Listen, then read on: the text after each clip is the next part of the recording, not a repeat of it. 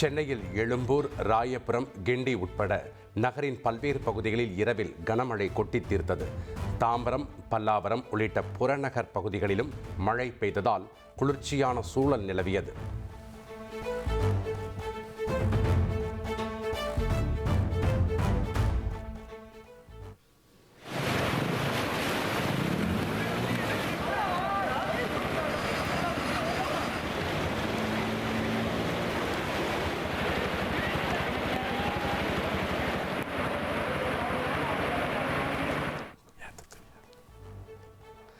சென்னையை அடுத்த ஆவடியில் 3 அடிக்கு தேங்கிய மழை நீருடன் கழிவுநீரும் கலந்ததால் பொதுமக்கள் கடும் அவதியடைந்தனர். கார்கள் மிதந்தவாறு சென்ற நிலையில் இருசக்கர வாகனங்கள் பழுதாகி நின்றதால் தள்ளிக்கொண்டு சென்றனர்.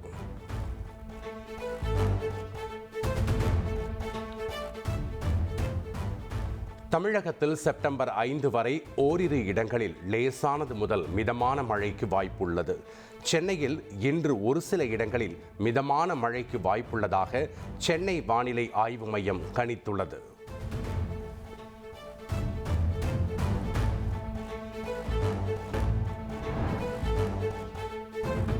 விநாயகர் சதுர்த்தியை ஒட்டி தமிழகத்தின் பல்வேறு பகுதிகளில் வைக்கப்பட்ட விதவிதமான சிலைகள் ஊர்வலமாக எடுத்துச் செல்லப்பட்டன. பலத்த பாதுகாப்புடன் நீர்நிலைகளில் விநாயகர் சிலைகளை கரைத்து பொதுமக்கள் வழிபட்டனர்.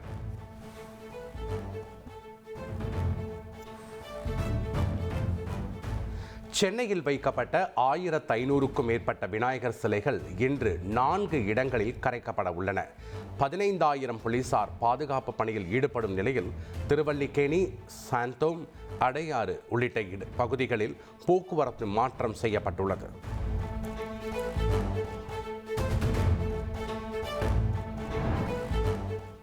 சென்னையில் ஆபரண தங்கத்தின் விலை நேற்று சவரனுக்கு 680 ரூபாய் உயர்ந்து 77,000 ரூபாயை நெருங்கியது. கடந்த 2 நாளில் 1,720 ரூபாய் தங்கம் விலை அதிகரித்ததால் இல்லத்தரசிகள் அதிர்ச்சி அடைந்துள்ளனர்.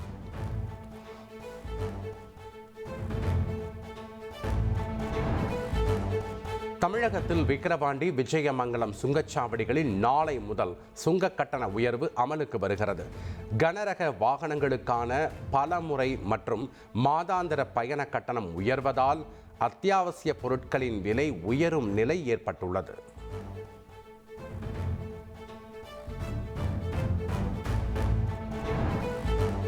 அரசு முறை பயணமாக 7 ஆண்டுகளுக்கு பிறகு சீனா சென்றார் பிரதமர் மோடி.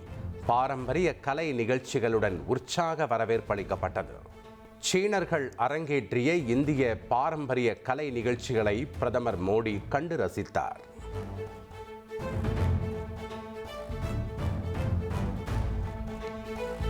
தியான்ஜினில் இன்று தொடங்கும் ஷாங்காய் ஒத்துழைப்பு மாநாட்டில் பிரதமர் மோடி பங்கேற்கிறார். சீன அதிபர் ஜி ஜின்பிங், ரஷ்ய அதிபர் விளாடிமிர் புட்டினையும் சந்திக்க உள்ளார்.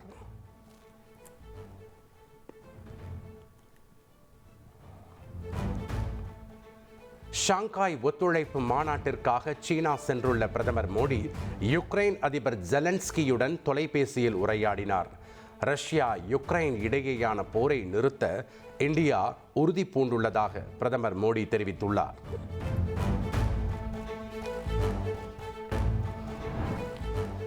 ஜப்பான் பிரதமர் இஷிபாவுடன் டோக்கியோ எலக்ட்ரான் தொழிற்சாலையை பிரதமர் மோடி நேரில் பார்வையிட்டார். செமி கண்டக்டர் தயாரிப்பு இந்தியா ஜப்பான் ஒத்துழைப்புக்கு மிக முக்கிய பகுதி என்றும் குறிப்பிட்டு பதிவிட்டார்.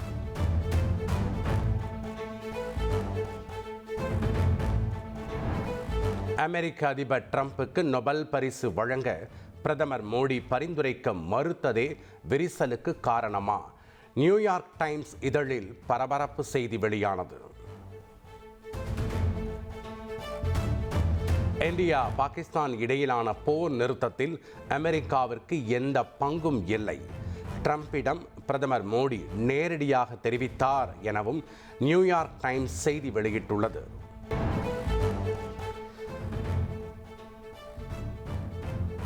முதலீடுகளை ஈர்க்க ஜெர்மனி, இங்கிலாந்து நாடுகளுக்கு முதலமைச்சர் மு.க. ஸ்டாலின் புறப்பட்டுச் சென்றார். சென்னை விமான நிலையத்தில் திமுக அமைச்சர்கள் மற்றும் நிர்வாகிகள் வழி அனுப்பி வைத்தனர். வாய்ப்புகளை உருவாக்கும் மாநிலமாக தமிழகம் திகழ்ந்து வருவதாக முதலமைச்சர் ஸ்டாலின் பெருமிதம் தெரிவித்தார். திமுக ஆட்சியில் 10.62 லட்சம் கோடி ரூபாய் முதலீடுகள் ஈர்க்கப்பட்டுள்ளதாகவும் கூறினார். புதிய கட்சிகள் வருகிறதோ இல்லையோ, புதிய வாக்காளர்கள் திமுக பக்கம்தான் என முதல்வர் ஸ்டாலின் கூறினார். கருத்து கணிப்புகளை மிஞ்சி திமுக அமோக வெற்றி பெறுவது உறுதி என்றும் குறிப்பிட்டார். ஓட்டர்ஸ் கருத்து கணிப்பு நடத்தியிருக்காங்க, அது குறித்து உங்க கருத்து என்ன? எந்த கருத்து கணிப்பு இருந்தாலும் எல்லா கருத்து கணிப்புகளையும் மிஞ்சி ஒரு அமோக வெற்றி தான் திமுக கூட்டணி பெறப்போகுது. அதில் எந்த சந்தேகமும் இல்லை.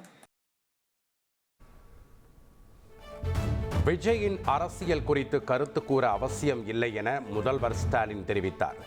பேச்சை குறைத்து செயல்பாடுகள் மூலம் பதிலளிப்போம் என பேசினார்.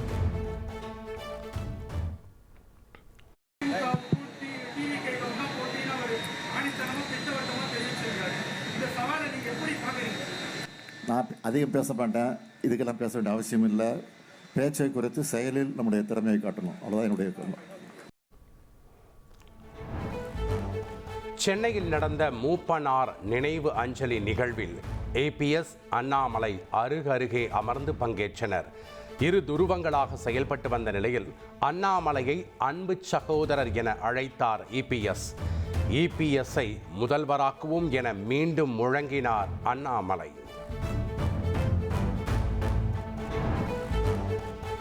அண்ணாமலையை விமர்சிக்க வேண்டாம் என அதிமுக நிர்வாகிகளுக்கு இபிஎஸ் அறிவுறுத்தினார்.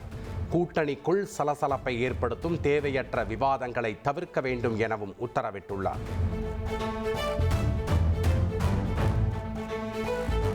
தாவேகா தலைவர் விஜய் பேசுவதை கண்டுகொள்ள வேண்டிய அவசியம் இல்லை என நிர்வாகிகளுக்கு இபிஎஸ் அறிவுறுத்தினார். புதிதாக கட்சி தொடங்கியவர்கள் கட்சி வளர்ச்சிக்காக எதையாவது பேசுவார்கள் என்றும் கூறினார்.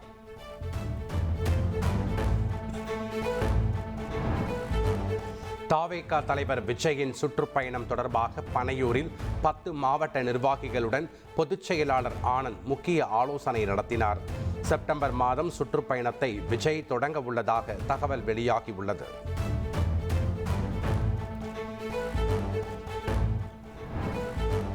திருத்தணி அருகே நாம் தமிழர் கட்சி சார்பில் மரங்களின் மாநாடு நடைபெற்றது. கலை நிகழ்ச்சிகளுடன் தொடங்கிய மாநாட்டில் தலைமை ஒருங்கிணைப்பாளர் சீமான் தொண்டர்கள் மற்றும் மரங்கள் மத்தியில் உரை நிகழ்த்தினார்.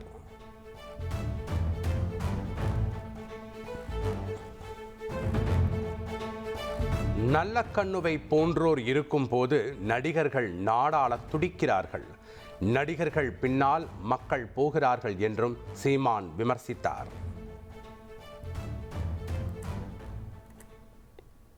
டேய், நல்ல கண்ணு பிறந்து வாழ்ந்து இருக்கிற மண்ணில் தான்டா நடிகை நாடாள ஆசைப்படுறாங்க.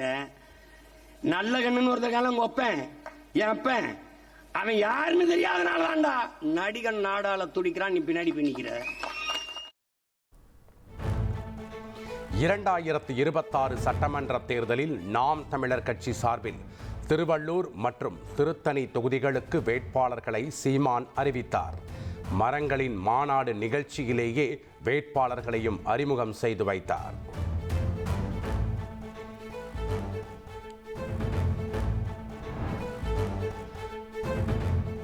திமுக 13% தேர்தல் வாக்குறுதியை மட்டுமே நிறைவேற்றி உள்ளதாக பாமக தலைவர் அன்புமணி ராமதாஸ் குற்றம் சாட்டினார். தமிழ்நாட்டுக்கு 10% முதலீடுகள் மட்டுமே வந்துள்ளதாகவும் புகார் கூறினார்.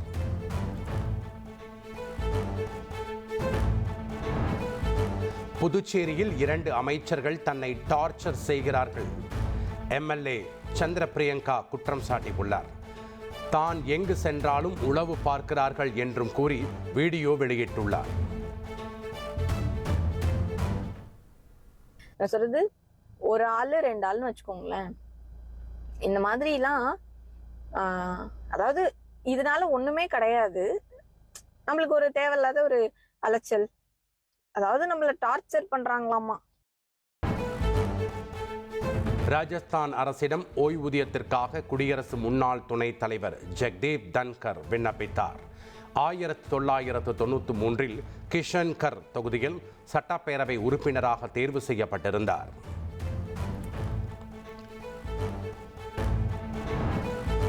ராஜஸ்தான் அணியின் பயிற்சியாளர் பதவியில் இருந்து ராகுல் டிராவிட் விலகினார். முக்கிய பதவி வழங்க முன்வந்தும் ஏற்க மறுத்துவிட்டார் என அணி நிர்வாகம் அறிவித்துள்ளது.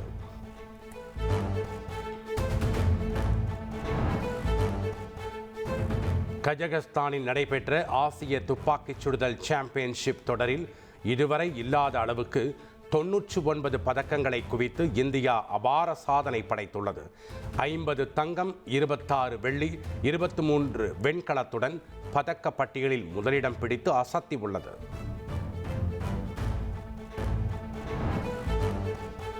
தெலுங்கு திரையுலகில் 50 ஆண்டுகளை நிறைவு செய்த தெலுங்கு நடிகர் பாலகிருஷ்ணாவுக்கு வேர்ல்ட் புக் ஆஃப் ரெக்கார்ட்ஸ் விருது வழங்கப்பட்டது.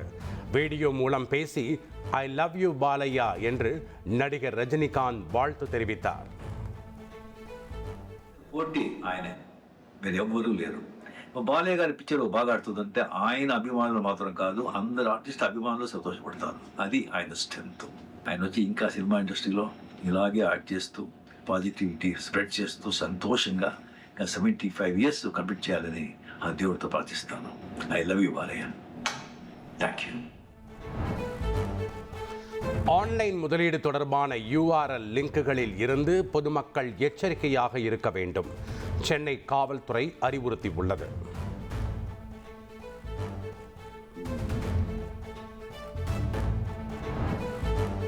ஓய்வு பெறும் நாளில் அரசு ஊழியர்களை சஸ்பெண்ட் செய்யக்கூடாது என அறிவிக்கப்பட்டுள்ளது. முதல்வரின் அறிவிப்பை செயல்படுத்தும் வகையில் அரசாணை வெளியிடப்பட்டுள்ளது.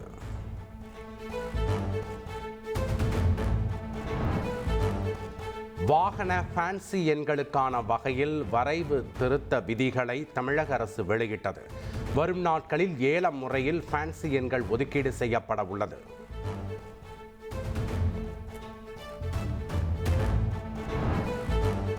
நெல்லை மனோன்மணியம் சுந்தரனார் பல்கலைக்கழகம் நாளை முதல் வழக்கம் போல் செயல்படும். மாணவர்கள் மோதலால் விடுமுறை அளிக்கப்பட்டிருந்த நிலையில் துணைவேந்தர் அறிவித்துள்ளார்.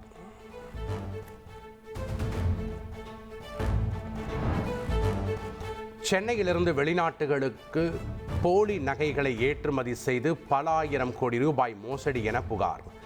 சென்னையில் விமான நிலையம் உட்பட 5 இடங்கள், செங்கல்பட்டில் 1 இடம் என 6 இடங்களில் சிபிஐ அதிகாரிகள் சோதனை நடத்தினர்.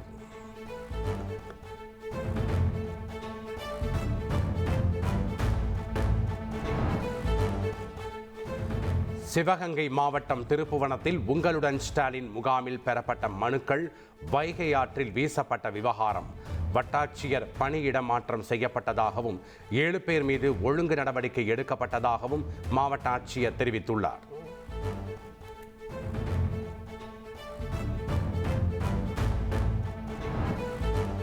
திருச்செந்தூர் சுப்பிரமணிய சுவாமி கோவில் முன்பு இரவு நேரத்தில் 80 அடிக்கு கடல் உள்வாங்கி பாறைகள் தென்பட்டன.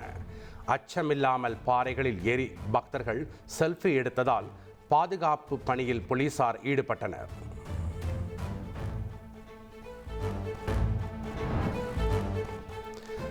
ட்ரம்ப் இறந்து விட்டார் என்ற வாசகம் எக்ஸ் தளத்தில் 2வது நாளாக ட்ரெண்டிங்கில் உள்ளது.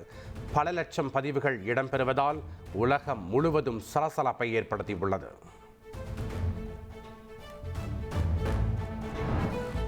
2030 காமன்வெல்த் விளையாட்டுப் போட்டிகளை இந்தியாவில் நடத்த விருப்பம் தெரிவித்து இந்திய ஒலிம்பிக் சங்கம் விண்ணப்பித்துள்ளது. உரிமை கோரலுக்கான முன்மொழிவுக்கு மத்திய அமைச்சரவை ஒப்புதல் அளித்த நிலையில் அடுத்த கட்ட நடவடிக்கை எடுக்கப்பட்டுள்ளது.